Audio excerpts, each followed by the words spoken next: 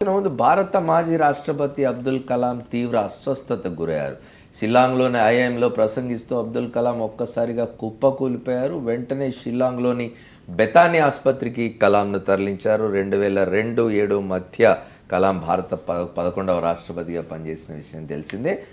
అబ్దుల్ కలాం అస్వస్థతకు సంబంధించి మరింత సమాచారాన్ని మా కరెస్పాండెంట్ వెంకటేష్ అందిస్తారు. వెంకటేష్, చెప్పండి, అబ్దుల్ కలాం ఆరోగ్య పరిస్థితి ఎట్లా ఉంది?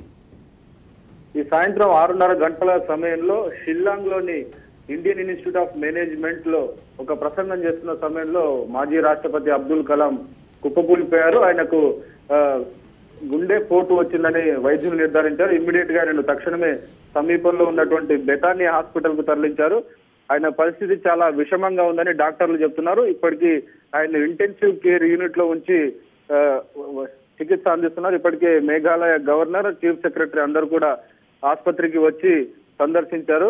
సో ఆయన పరిస్థితి ఇంకా విషమంగా ఉందని చెప్పి డాక్టర్లు చెప్తున్నారు. ఇంకా చికిత్స కొనసాగుతుంది. ఈ రోజు సాయంత్రం 6:30 గంటల సమయంలో ఆయనకు గుండెపోటు రావడంతో ఇండియన్ ఇన్స్టిట్యూట్ ఆఫ్ మేనేజ్మెంట్ లో ప్రసంగం ఇస్తున్న సమయంలోనే ఆయన కుప్పకూలిపోయారు. సో ఇంకా పూర్తి వివరాలు అందాల్సినటువంటి పరిస్థితి. డాక్టర్లు మాత్రం ఇంకా ఆయన పరిస్థితి చాలా క్రిటికల్ గా ఉందని మాత్రం చెప్తున్నారు.